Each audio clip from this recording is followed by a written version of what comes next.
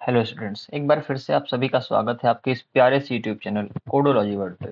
तो फ्रेंड्स, आज की इस वीडियो में हम लोग बात करने वाले हैं बेसिकली टेबल टैग के बारे में कि टेबल क्या होती है और एचटीएमएल में हम लोग टेबल कैसे बनाएंगे। हम लोग उसी के बारे में आज चर्चा करने वाले हैं, ठीक है ना। टाइटल में हमने लिख दिया टेबल टैग, ठीक। और उसके बाद हम लोग यहाँ आ जाते हैं, ये मैंने लिख दिया टेबल टैग। बॉडी में आएंगे, बॉडी में हमने एक H1 लगा लिया और H1 में हमने लिख दिया टेबल, ठीक है ना। H1 में हमने यहाँ पर एक टेबल ले ली और टेबल बनाने के लिए हम लोग इस्तेमाल करते हैं बच्चों टेबल टैग का। किसका इस्तेमाल करेंगे? टेबल टैग का इस्तेमाल करेंगे। ये इतना कोड आपको विजिबल हो रहा होगा। टेबल टैग का इस्तेमाल कैसे करना है मैं आपको थोड़ा सा करके बताता हूँ। सबसे पहले टेबल का इस्तेमाल करने के दौरान हमको एक बेसिक सी टीआर लेनी होती है, जिसके लिए मतलब जो रो बनाने का काम करती है, और इसके अंदर हमको टेबल के डेटाज लेने होते हैं। हमने सपोज दैट ले लिया, यहाँ पर कुछ भी ले सकते हैं। हमने ले लिया नेम, ठीक है ना। नेम यहाँ ले लिया। नेम के बाद एक फिर से टीडी ले लिया। टीडी में हमने ले लिया एड्रेस, एड्रेस, ठीक।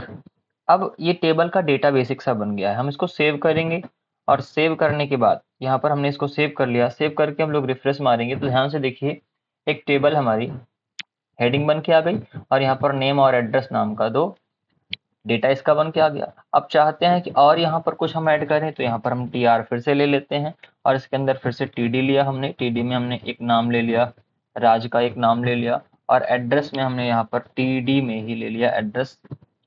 सपोज दैट वो गोवा में रहता है, ठीक है ना। सेव किया, सेव करके रन कराया, बेसिक से एक टेबल हमारी बन करके आ गई है। अब बात ये आती है कि इस टेबल में हम लोग क्या क्या फॉर्मेटिंग कर सकते हैं और टेबल में और कौन कौन से एलिमेंट्स पाए जाते हैं, ठीक है ना। सबसे पहले मैं बात करूं टेबल को थोड़ा सा मॉडिफाई करने की, तो टेबल का सबसे पहला एट्रीब्यूट होता है बच्चों बॉर्डर। क्या होता है?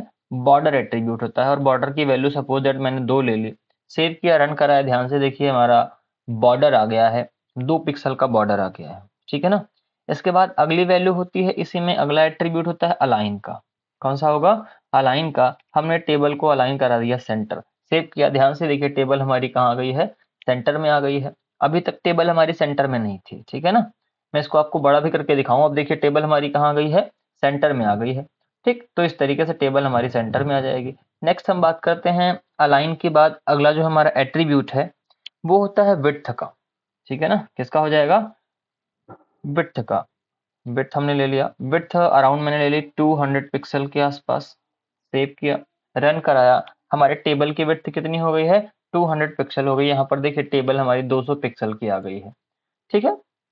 अब बात ये आती है कि विड्थ तो हमने ले ली, क्या हाइट भी डिफाइन कर सकते हैं हम लोग? तो विड्थ हटा करके हम लोग हाइट यहाँ पर लगाते हैं, ठीक।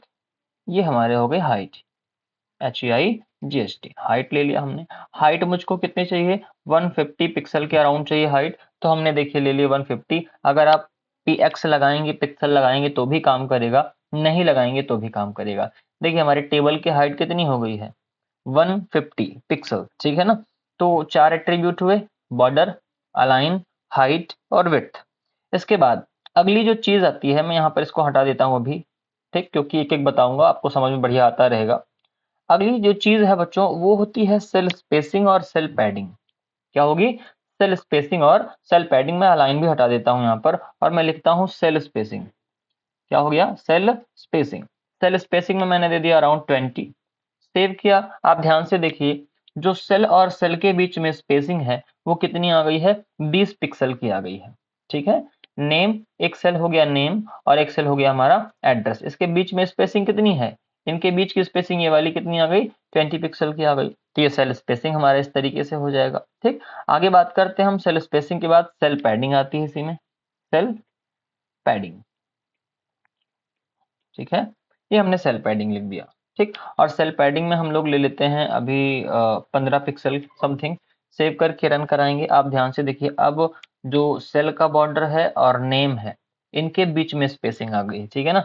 15 को हटा करके हम लोग 25 करते हैं, सेव करके रन कराते हैं। आप ध्यान से देखिए नेम और सेल के बॉर्डर के बीच की स्पेसिंग हमारी बढ़ गई है, ठीक है ना। तो ये इतनी सी बातें होती हैं। और आप इस्तेमाल करना चाहते हैं किसी एट्रीब्यूट का, तो वो आपको पता है, एक एट्रीब्यूट स्टाइल होता है। स्टाइल में आप जो भी लगाना चाहें, सपोज दैट मैं लगाना चाहता हूँ बॉर्डर कोलैप्स लगाना है मुझको, ठीक है ना।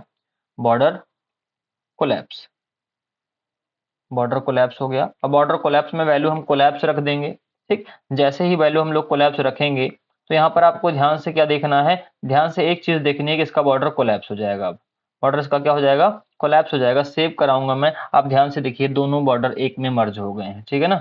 मैं आउटपुट में आता हूँ, आउटपुट में आपको जूम करके दिखाता हूँ। अब ध्यान से देखिए दोनों बॉर्डर्स आपस में क्या हो गए हैं, अब मर्ज हो गए हैं। अब यहाँ पर कोलैप्स की वैल्यू हटा के मैं सेपरेट कर दूंगा, क्या कर दूंगा, सेपरेट कर दूंगा, सेव कराऊंगा। अब देखिए दोनों बॉर्डर सेपरेट हो गए हैं, ठीक।